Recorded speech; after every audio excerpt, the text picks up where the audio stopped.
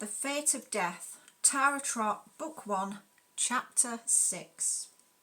Whilst they were all engrossed in a film in Tara's room, the police knocked on the door. They were standing in the doorway, looking as fed up about being there as Tara and the others felt about having to be there. It was hours later, after repeating themselves several times, they were finally happy with the facts and left. Tara had reluctantly given them the note. They weren't best pleased with her proclamations of rescuing it from the muddy jaws of obscurity. They said they would have found it, even if it had been trampled in the mud. Fingerprints and DNA evidence could be on that note, and you've compromised that by your silly actions, they'd scolded. They'd also accused her of trying to be an armchair detective, and that if she had to deal with murders like they did on a weekly basis, she'd soon stop feeling marple-ish. Tara couldn't help but feel that if they did have a murder every week in Tarndale, it must be the UK's most dangerous place to live. Armchair detectives, according to the two police officers, didn't have mountains of paperwork and red tape to negotiate. They were mavericks, on a fiction-fueled mission to find out who done it and show the police how to do their job. Tara had denied that and tried to say it was a knee-jerk reaction to seeing the dead body which made her put the note in her pocket. They might have bought that, but unfortunately they saw Tara's notes she'd made on the case. She'd tossed them into the waste paper bin and made it perfectly clear that they should leave the village as soon as it was safe to do so. The parting words were to the twins, who they said had obviously put a lot of effort into looking like the pensioner detective heroine, but that on TV she uncovered murders in very unlikely scenarios, whereas in this village an amateur detective would more than likely find themselves a victim. Tara had sulked on the bed since they left. In the Fiona Tipple detective novels, no one ever bothered if evidence was collected by the amateur detective without wearing gloves, or if they had a sterile plastic bag to put it into. Even Columbo, the TV detective, carried evidence around with him in paper bags whilst he was cracking a case. No one ever told him he was compromising vital evidence. The only good thing was she'd seen the note, so she knew what it said and the colour and design of it. If she could find one of the suspects that had the notebook that page was ripped from, she'd have the murderer of Adam Pinder. "Are you going to sulk all night?" asked Nancy, already knowing the answer. Tara was still sitting on the bed with her arms folded. The twins were going through Tara's notes on the case, which the twins had defiantly salvaged out of the bin, constructing possible motives for the murders, which were too far-fetched even for fiction, but they were having a great time doing it. "I'm not sulking, I'm thinking." "Looks like a sulk to me. You've given them the note now, it's out of your hands. You did what you thought was for the best at the time." "I think the best thing to do right now is to go to bed. We've a busy day ahead of us tomorrow, but I'm hoping we'll be able to leave this dismal Tarndale soon." "Without solving the case first, you being such a huge detective fan?" asked Nancy, raising her eyebrows. "We can solve the case before we leave, I'm sure we can. We'll solve it tomorrow and then we're leaving." "I hope you're right," said Nancy. "But what about your admirer, Josh Matthews? He's hoping to see you in the pub tonight." "I'd forgotten about him. Let's go to the pub for one drink. It's only next door, and we might get some new leads on the case whilst with her," she said, as she whipped her pyjamas off and pulled her new dress on. She hadn't got any shoes to go with it, so she had to wear the slippers she'd bought. The twins were also eager to go to the pub for a bit. They felt like a nightcap and believed all the best gossip could always be found in the local pub, which Nancy agreed with wholeheartedly. So the group of amateur detectives, who weren't going to the pub to do any actual detecting, or at least That's what they'd say to the police if they bumped into them. Set off. They planned to go for wandering before bedtime. Tara Trott was going purely to see if Josh Matthews turned up. She hoped so. It'd be embarrassing if he didn't. She could imagine him and the locals in the pub laughing about how she'd been naive enough to turn up, expecting to see him, in her slippers nonetheless. At the Fox, the twins ordered a sherry each and sat at the bar, happily chatting through their own bizarre list of theories about the case. Tara and Nancy sat at a table in the far corner where they had a good view of the door. They'd decided on a glass of red wine each, but Tara was uncharacteristically quiet because she was transfixed by the door. Every time she saw it fling open, she hoped it was Josh Matthews, but there was no sign of him. I know you're looking out for that Josh from the coffee shop, but I bet he says that chat-up line to all his customers. I wouldn't get your hopes up for him turning up tonight, said Nancy, matter-of-factly. I'm half hoping he doesn't turn up, actually. I don't really want him to see me in my fluffy slippers. He's already seen you covered in mud. I doubt fluffy slippers are going to faze him. Tara took another sip of her wine. The pub was bustling with locals, and she was glad they'd got seats in the corner, where they could blend into the background. The twins, however, after downing their third sherry in a row, found themselves holding court to several elderly men from the village. Well, they're certainly letting their hair down, said Tara, wondering if she'd have the same effect on men in their own village if she let her hair down. The twins usually had their hair up in a bun, but as they'd already showered and thought they'd be having an early night, they decided to leave their surprisingly long hair down. It was having quite an effect on the menfolk in the pub. The pensioners were the rowdiest group in the pub. When they started waltzing style round the packed pub to jukebox music, Nancy and Tara slid down their seats wishing they were invisible. He never said what time he'd be in. He might have been in earlier, or he might drop by later. There's time yet, snapped Tara, glancing up at the clock. I never said he wouldn't turn up, said Nancy, holding up her hands. You were thinking it, though. So you're a mind reader now, weren't you? I might have been. What does it matter? Let's just enjoy our drinks and try to make sure the pensioners don't get out of hand. The twins were picked up and carried over to the piano by a group of the youngest men in their group. Oh, please, no, murmured Tara. The twins were clumsily seated at the piano, side by side, and the gathered pensioners burst into shaky vocals to the twins' surprisingly deft piano playing. They were soon singing all the old war songs. It's a Long Way to Tipperary echoed in Tara's head for weeks afterwards. I didn't even know the twins could play the piano, said Nancy, dumbfounded there was something about them she didn't know. Oh, look, I can't sit here listening to them. We've got to be seen doing something then. If he does happen to walk in, it doesn't look like we've been sat here waiting for him to turn up, said Tara, tapping her slipper-clad foot impatiently under the wooden table. What do you suggest? We join in the sing-song? No, I've got a better idea.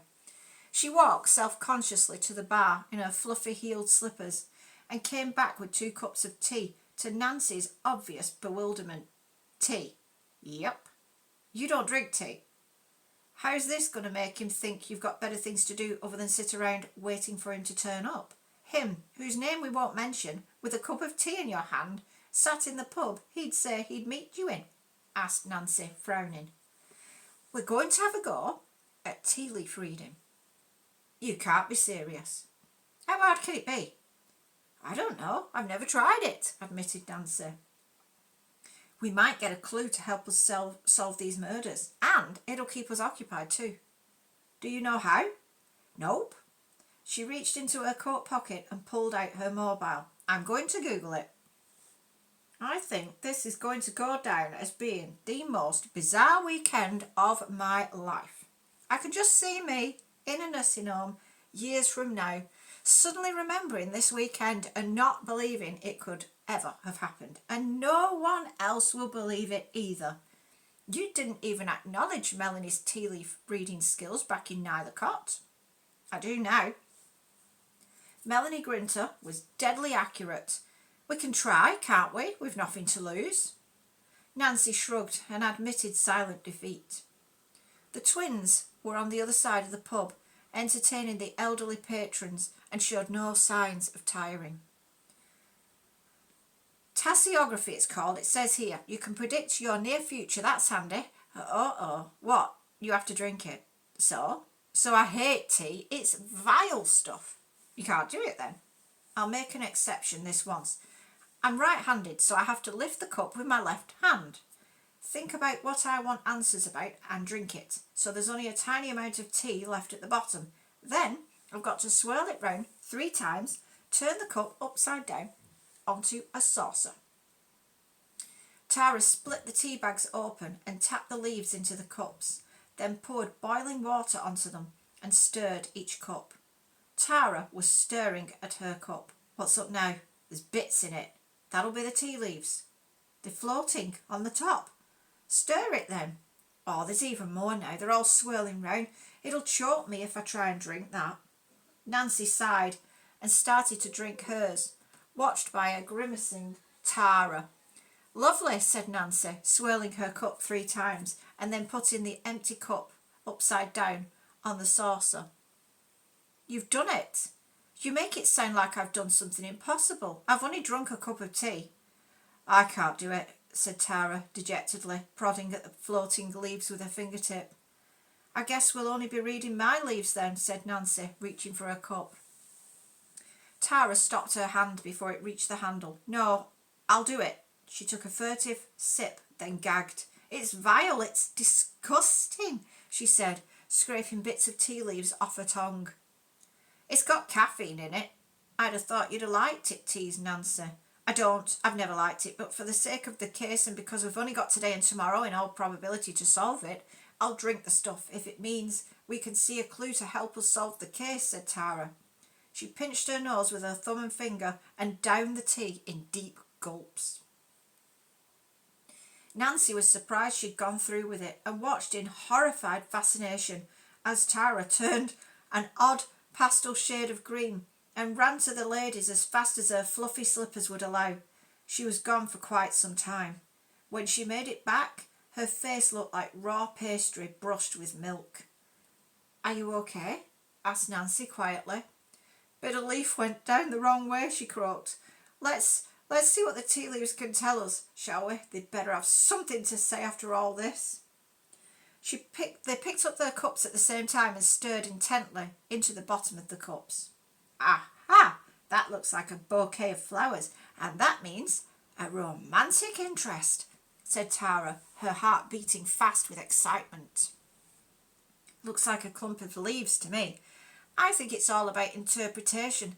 If you want to see a bouquet of flowers, then you'll see one, especially if you've got your eye on someone you've just met. Now who's the sceptic? I'm only saying, you've got the hots for that Josh Matthews, who's far too young for you, by the way. So you want to see a symbol that means something will happen between you. That's your opinion, said Tara tersely. See anything else? Well, said Tara, tilting the cup in all directions. Nothing that bodes well. In fact, all these shapes are at least what I think they are. They're all bad omens. Really? Yes. That lump there, that looks like a gun. Says here that means danger. That piece there looks like an iceberg. That means danger too. Although I don't need to look that one up. We all know what happened to the Titanic. And that there looks very much like a spider's web. And it says one of those means beware of traps. Danger and traps. Do you think that's referring to the murders and the case you're trying to solve, or your romantic interest? Asked Nancy. Knowing my luck, it'll be my romantic interest. Tara Trott had never married. She'd had a couple of long-term relationships, but they'd fizzled out long before they'd thought about walking up the aisle. She was unlucky when it came to men. She thinks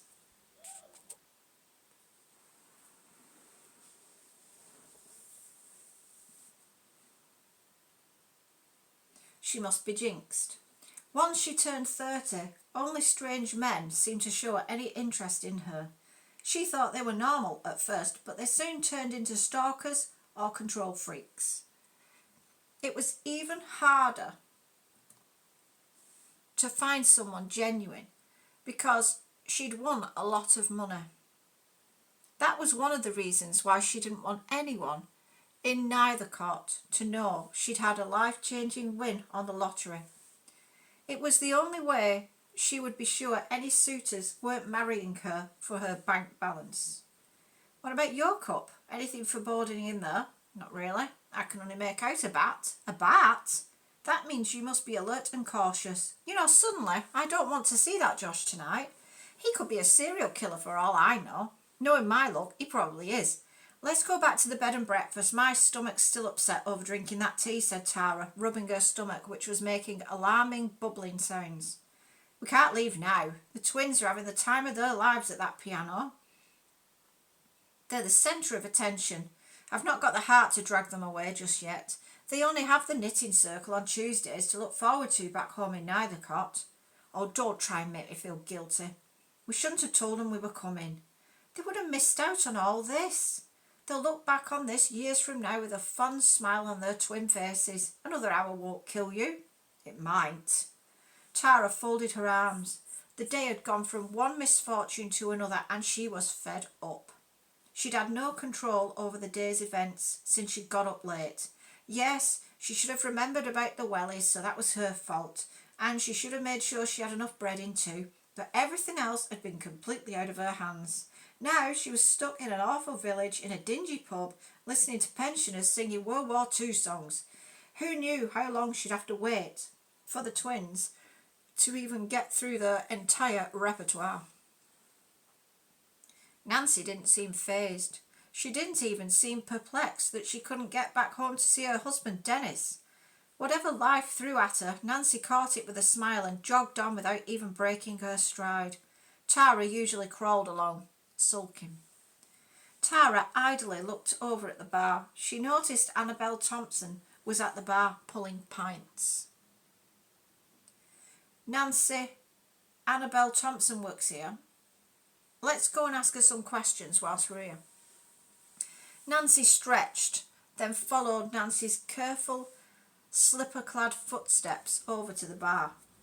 Nancy always wore trainers, so she'd chosen a new pair of trainers that afternoon. She couldn't understand why Tara had only chosen a pair of Wellingtons and a pair of slippers for herself, especially when she'd bought such a nice dress in one of the shops. Nancy was always ready for action though, and lived in lycra. Tara preferred pyjamas. Once she was confident no one, apart from Nancy, was going to be calling round, she climbed into her pyjamas and curled up on the couch in front of her crackling log fire, or got into bed and read a detective novel. Her favourites were the Fiona Tipple mystery series.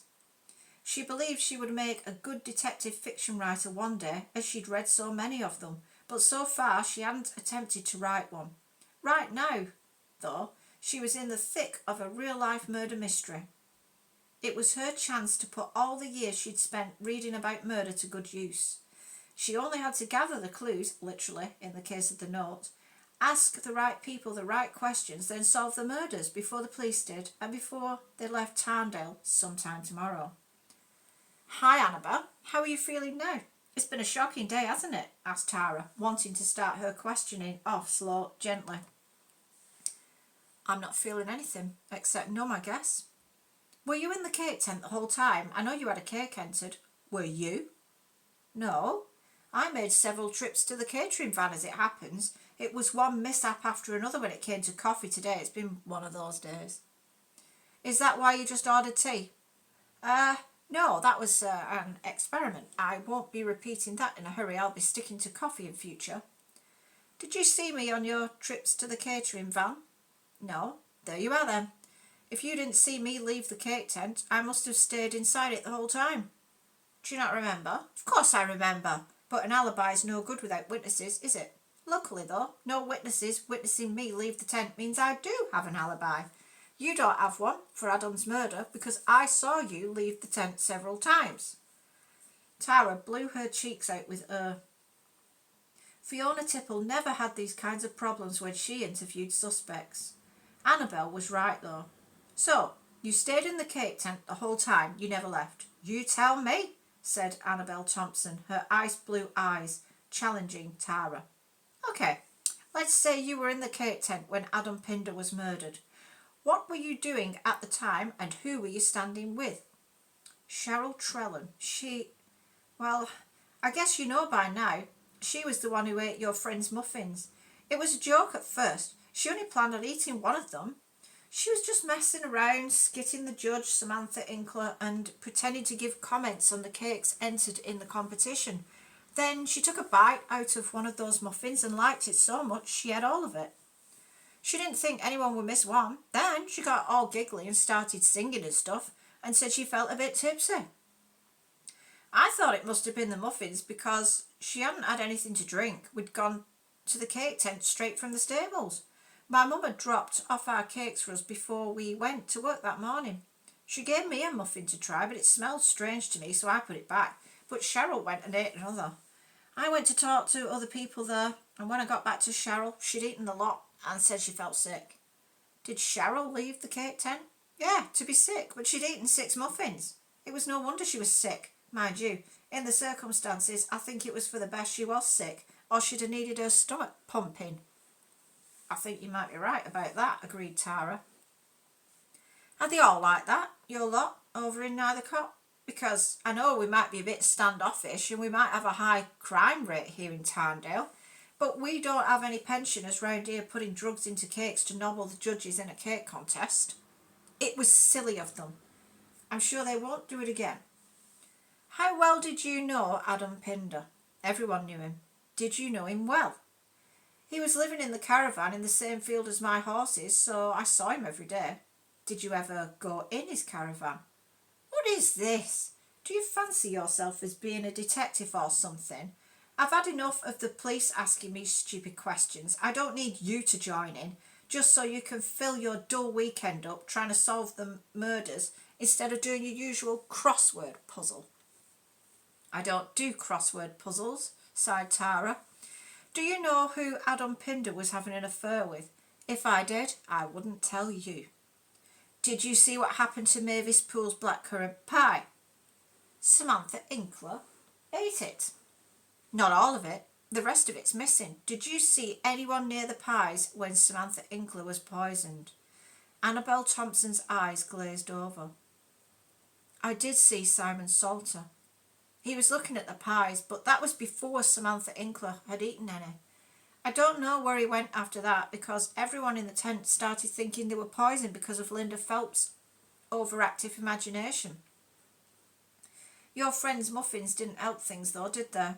Cheryl was feeling ill by then, but to everyone else it looked like she'd been poisoned as well. You know the rest.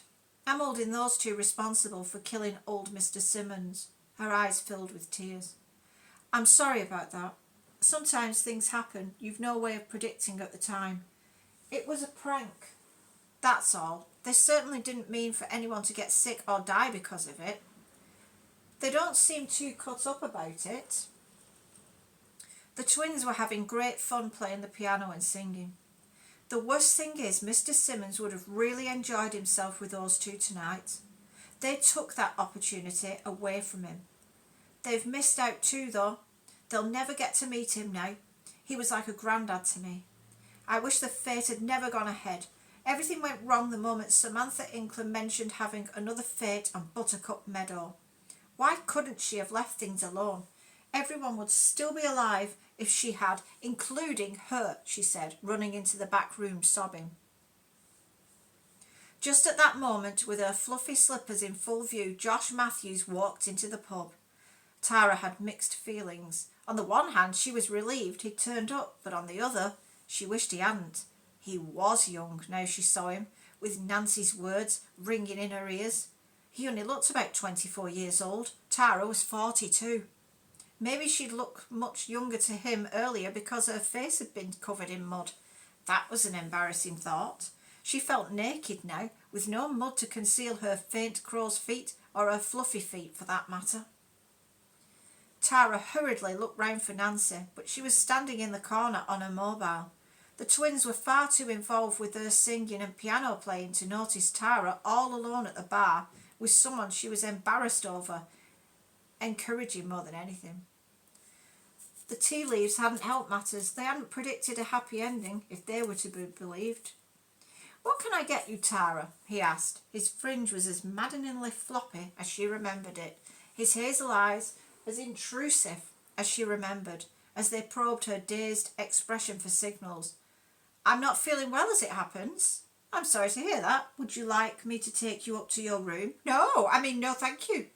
My friends are almost ready to leave. It's been a long day for us, and we're more than ready for our beds," said Tara, stifling a pretend yawn. "Yes, I can see you've already got your slippers on," he said, looking down at her feet. Tara's face flushed crimson. "How about dinner tomorrow?" "I can't. I'm going home." "Lunch?" "I'm hoping to be home in time for lunch," she mumbled. "Breakfast?" "No, I'm very flattered that you asked me, but you're rather young for me, and, well, all the men I meet turn out to be nutters in disguise for some strange reason. Not that I think you're a nutter, but I've had a warning this time, you see, so this time I'm going to listen." "A warning? Someone's warned you about me?" he asked, his eyes darting round the pub. "It was the tea leaves, actually." "The tea leaves. You know, if anyone's a nutter, I'd say you were the likeliest candidate in the room, not me." "You might have a point there, but you see—" "I'm sorry. I thought you were exactly what I was looking for, but obviously I was wrong," he spat, storming out of the pub. "Keep this up, missus, and I'll soon have an empty pub," said the bearded pub landlord, polishing a glass with a stern face.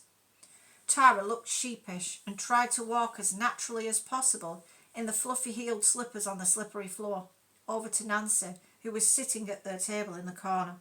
"Oh, Nancy, the horror!" Nancy tutted. "I told you he was too young for you.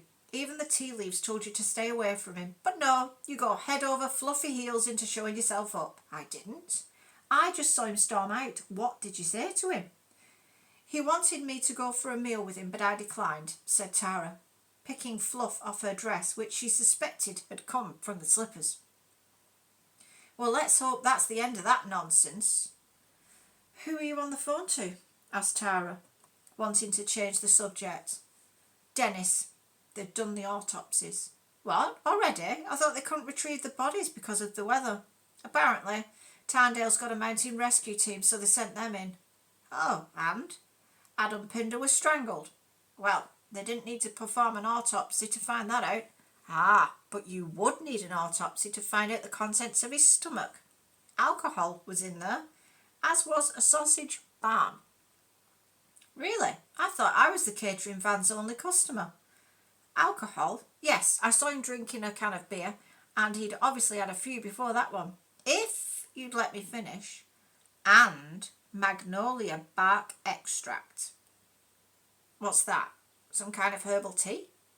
"It's a muscle relaxant containing turbocurarine and magnocurarine, which causes respiratory paralysis, especially when mixed with alcohol. It acts as a sedative."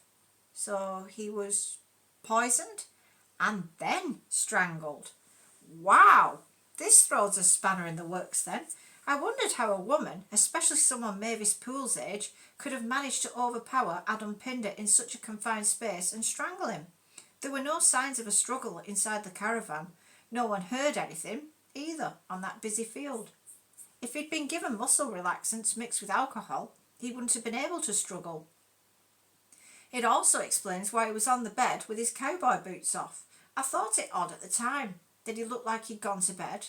Why do that when there's a fete going on around you and you've had nothing but rows all morning with people? You'd be too wired to doze." "Yeah, so it could have been a woman just as easily as it could have been a man, such as Simon Salter." "That's a fantastic clue, Nancy. I'm glad you got yourself a useful husband." "I'll be sure to tell him you said that." Samantha Inkler's autopsy found cyanide. It was the blackcurrant pie. "Well, that confirms what we'd already guessed. Susan Smythe is the one into poisonous herbs, isn't she? I think we need to ask her about Magnolia Bark, don't you? Sounds like a good plan to me. I think our 2 songbirds are ready to go home to roost for the night. The twins had stood up, helped by their new admirers, and said their reluctant goodbyes to everyone with lots of hugging and kissing of cheeks. It took a while. Nancy and Tara had already put their coats on to leave. Oh, it was wonderful, gushed Sally. Just like old times, agreed Molly. I'm glad you had fun, girls, but people died in this village today and they were far too young to die. Even if no one likes Samantha Inkler, the killer is still out there and they could easily kill again, unless we somehow solve the crime, said Tara meaningfully. We know. We haven't only been having fun, though. We took the opportunity to question people, said Molly. Tara's eyebrows raised. Apparently, Mavis Poole's beloved library was also a target on Samantha Inkler's hit list. She wanted to close it, sell it off as a business premises, and bring in a mobile library instead. Mavis Poole also stood to lose her lovely view at the back of her home, and a significant drop in its value too, as well as the job she loved so much. They said she's been a librarian since she left school. She's 56. What other job could she go into now? Asked Sally, proud of their contribution. Good work, ladies. It appears everything points to Mavis Poole being our main suspect. We'll fill you in back at the bed and breakfast where the walls don't have ears. All 4 filed out of the pub to a chorus of goodbyes from the pensioners. They were thankful the bed and breakfast was only next door, as the temperature outside had plummeted. Ice-cold droplets of rain that froze where they landed pelted them, taking their breath away. Tara's fluffy slippers were looking bedraggled by the time they reached their warm rooms despite the short distance. Tara couldn't wait to get into her cosy pyjamas and finally get into bed.